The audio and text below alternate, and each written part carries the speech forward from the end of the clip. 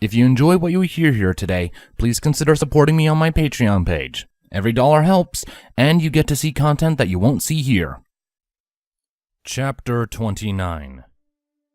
Intermission. Something strong. Canterlot. 3 days after Twilight's disappearance.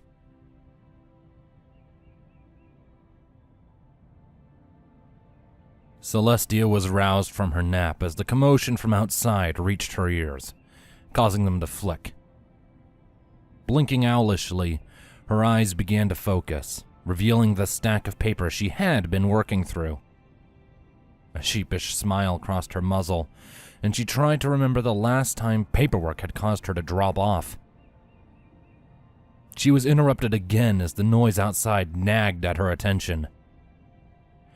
It was coming from outside her own chamber doors, and though she couldn't make out what was being said, the voices were distinct enough. The 2 gruff males were obviously her guards, but the third female voice was one she couldn't quite put a hoof on. Casting a quick spell, she amplified the sounds coming from that direction.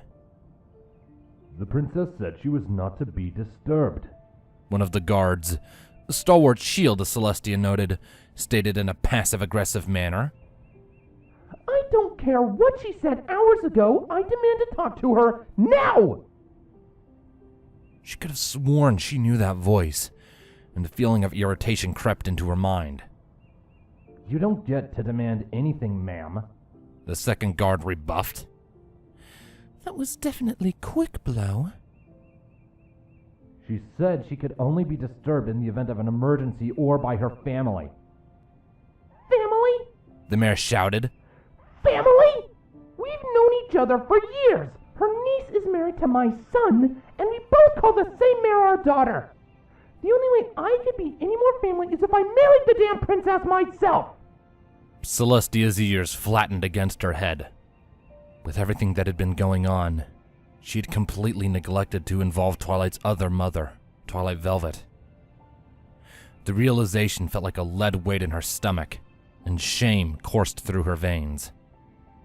Without a moment's hesitation, she threw the doors to her chamber open and pulled the younger mare in with her magic, closing the doors behind her. She unceremoniously set the light gray mare down in a cushioned chair by her desk, casting her shameful gaze towards the ground as Twilight Velvet glared daggers at her. Celestia bit her lip and sighed, forcing herself to meet the angered mare's gaze apologetically.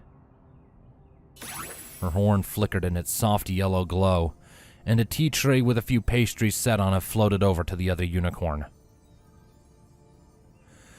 Velvet glanced between Celestia and the small treats, her look flattening as she cleared her throat.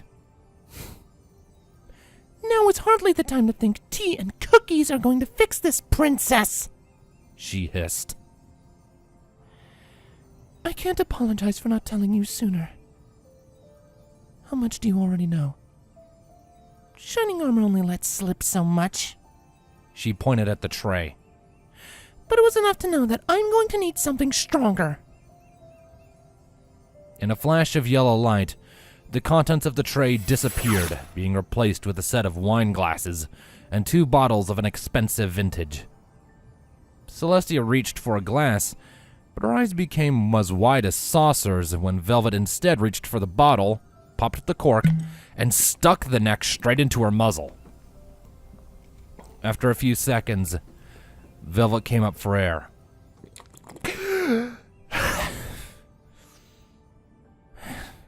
Start from the beginning.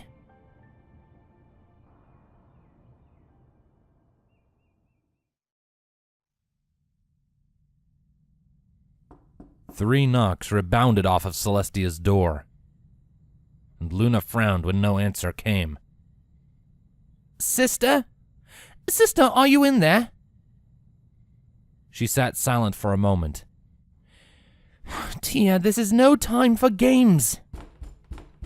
There was no sound reaching the Lunar Monarch's ears. Celestia must have had the privacy spell up, barricading the sound from her room. A bemused expression crossed Luna's face as she knocked a little harder on the door. After a few more seconds of no response, Luna grunted in frustration. While she was a master tactician on the battlefield, she had remarkably little patience when it came to her sister. The side effect of growing up so close to each other, she supposed. With a stump of her hoof and a flick of her tail, Luna decided she had waited long enough. She forced the doors open, launching into her mentally pre-prepared tirade. Celestia, why weren't you there to lower the sun? You have never before. Words failed her. She had barged in to find her sister flat on her back, legs flailing upwards, panting heavily. Then she noticed, pressed up against her side, was a smaller mare, also on her back, also trying to control her breathing. Luna's muzzle went bright red, her ears splayed out, and she had to look anywhere but right in front of her.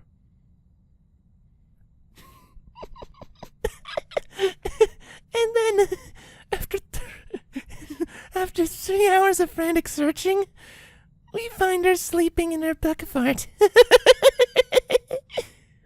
Ripples of laughter came from both mares, and the cogs in Luna's mind ground to a halt as she forced herself to register the ridiculous scene in front of her. The smaller mares, Twilight Velvet, they haven't been doing what I thought they had, and the empty wine bottles explain why they are on their backs. Right, okay. Ah, sister, so nice of you to join us. Celestia grinned, the stench of alcohol strong in the room and her words slightly slurred. Luna shook her head, casting out the nasty images her subconscious had been so kind as to put in front of her. So this is why you didn't meet me to swap out the sun. What's the occasion? Luna cocked an eyebrow, but her sister paid it no mind. It seems I have been remiss. I had failed to inform my daughter's mother of recent events. The white alicorn once again barely managed to stutter out in her drunken stupor. Luna raised another eyebrow, though with a tinge of amusement. Not many ponies have said the words "my daughter's mother." I assume you are referring to Twilight, then? Yeah, Velvet piped up. She didn't tell me what had happened on our daughter's trip. Luna's mind skipped again before understanding what she had actually meant. Ah. I take it you are now up to date? She inquired, forcing herself to keep the rising fits of giggles at bay and maintain some level of professional control. Yes, I think so. She picked up an empty wine bottle. But I guess we'll see in the morning. The younger mare giggled, enticing another one from Celestia. Luna levitated the empty bottle away from the drunk pair and took a look upon the label. Blinking to confirm she had read it right, her jaw dropped in shock. Tia! You told me we had run out of this vintage! Celestia had the common decency to look sheepish. I may have stashed a few bottles in my personal vault. Luna raised that eyebrow again. Okay. Closer to 50. Another wine glass winked into existence. Luna took the glass and, with a flash of her own magic, swapped it out for a small tankard, smiling at her sister. I need a bigger vessel if I have any chance of catching up. Her sister smiled up at her.